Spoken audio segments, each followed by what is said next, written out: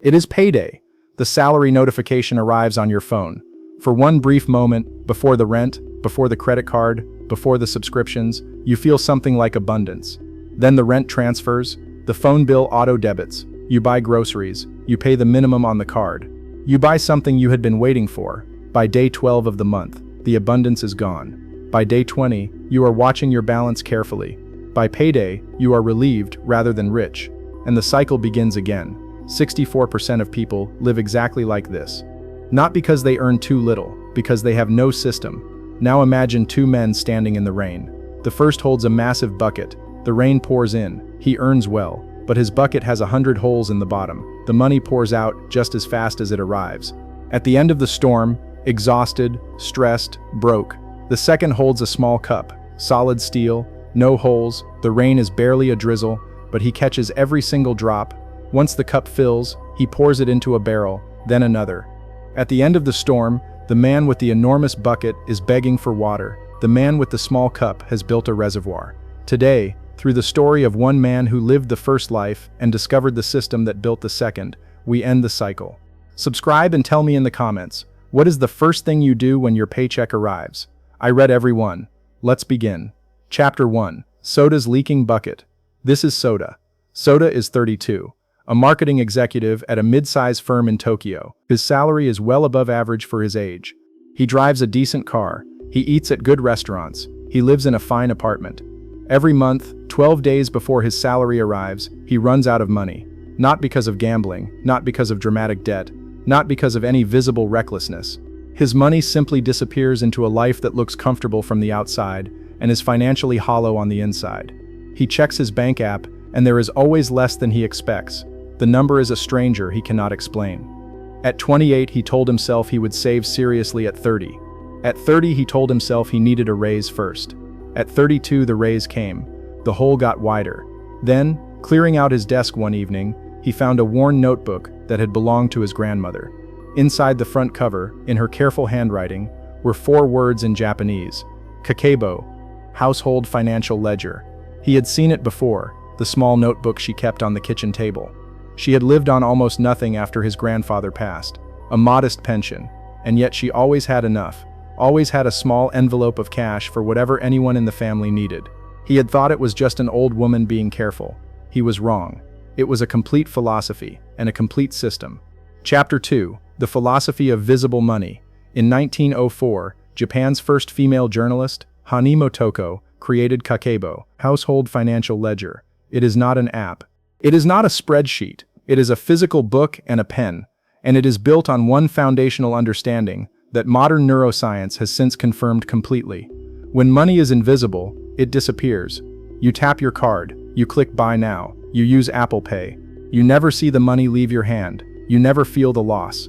This is called frictionless spending. Corporations have spent billions removing every moment of hesitation from the act of buying.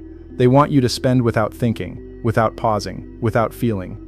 When you pay with cash, your brain registers a measurable pain response, a known psychological phenomenon called the pain of paying. When you tap a card, that pain is numbed entirely. Kakeibo is the act of reintroducing friction. It forces you to write every single expense by hand. When you must physically write convenience store, 850 yen, your brain processes that transaction differently. You pause, you think, you feel. Was this worth the ink? Suddenly, invisible money becomes visible. You realize you are not spending numbers on a screen. You are spending your life energy. The Kakeibo system opens with 4 fundamental questions asked at the beginning of every month.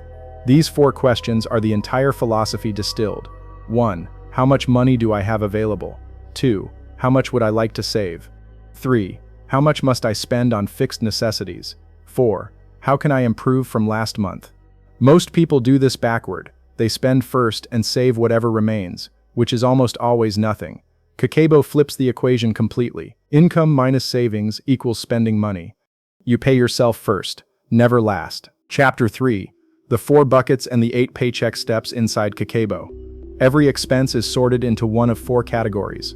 Category 1. Survival. Rent, food, utilities, medicine, transport. Non-negotiable. You cannot cut these to 0, but you can optimize. Category 2. Optional. Dining out, shopping, drinks, subscriptions. This is where the battle is won or lost. This is where Soda's money was going. Category 3, culture. Books, courses, museums, films. Kakeibo specifically encourages this. Spending on growth is investment, not waste. But it must be tracked. Category 4, extra. The unexpected, repairs, gifts, emergencies, the things life throws at you without warning.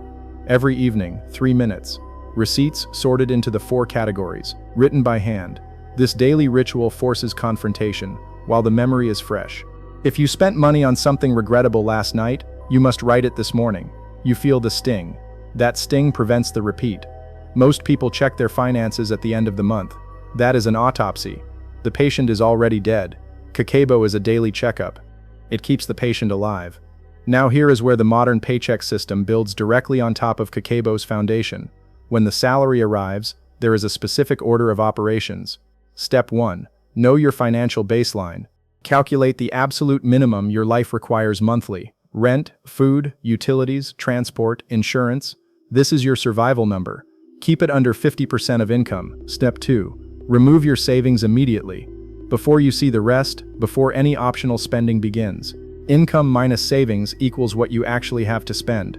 Artificial scarcity makes you creative. Step 3. Build your emergency fund. 6 months of your baseline in a completely separate, untouched account. This is the hull of the ship, not an investment, not savings for goals. The thing that prevents a single unexpected expense from becoming a financial crisis. Step 4. Eliminate high-interest debt. Any debt above 10% annual interest is a fire burning your future. Minimum payments are designed to keep you paying interest forever. Direct every available yen above minimums at the highest rate debt first. When it dies, redirect everything to the next.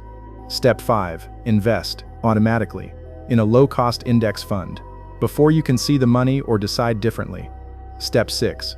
Automate everything important. The system should not require your daily willpower. Willpower is finite and unreliable. Automation is permanent and invisible. Steps 7 and 8.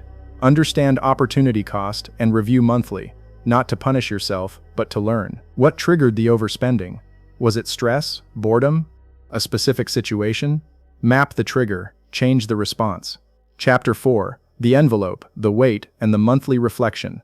For optional spending, the fun money, the dining, the discretionary, Kakeibo uses a method that is simple and absolute. At the start of each month, withdraw the exact amount budgeted for discretionary spending in cash. Put it in a physical envelope. When it is gone, the optional spending is over. No card top-up, no transfer from savings. The physical limit is final. Soda emptied his envelope in 9 days the first month. He spent 21 days recalibrating. He learned something uncomfortable. Most of his optional spending was not pleasure. It was boredom, wearing pleasure's clothes. The reflex of reaching for his wallet when he felt restless or tired or overwhelmed. Kakeibo also introduces the 30-day wish list. Any non-essential item he wanted, he wrote it in his notebook and waited. 30 days. If after 30 days the desire remained with the same intensity, he bought it. That was a purchase made with intention, not impulse. 90% of the wish list items disappeared on their own. Shopping, he began to understand, was how he had been self-medicating anxiety. The delay forced him to address the anxiety directly, through a walk, a conversation, a cold glass of water, rather than covering it with a new purchase. At the end of every month, Soda held what his grandmother called the reflection. He looked at every category. He compared actual spending to his budget. He asked honest, specific questions.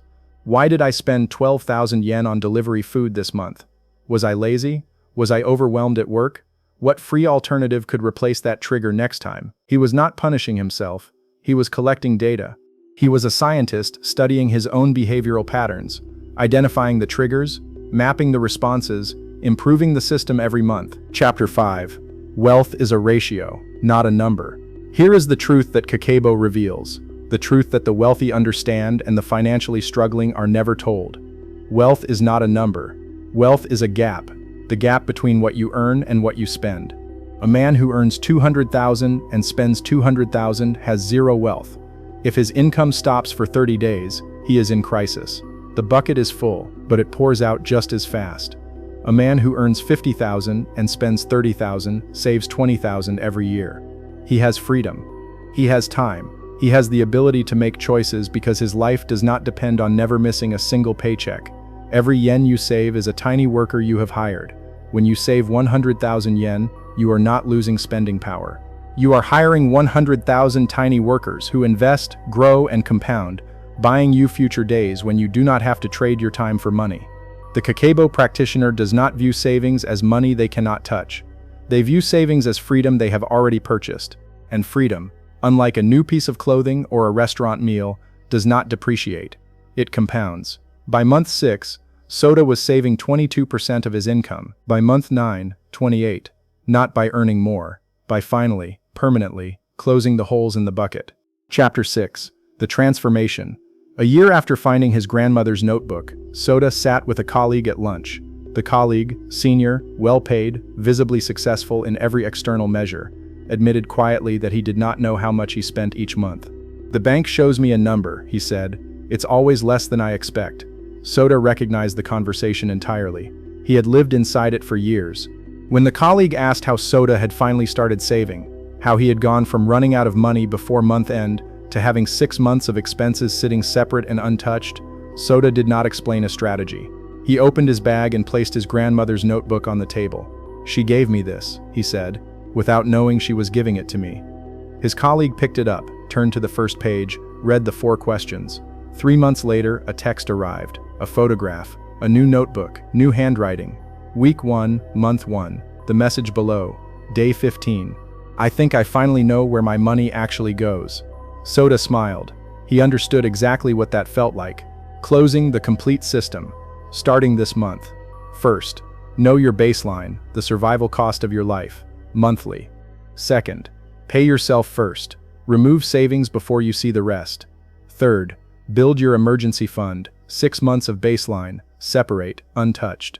Fourth, eliminate high-interest debt, above minimums, at the highest rate first.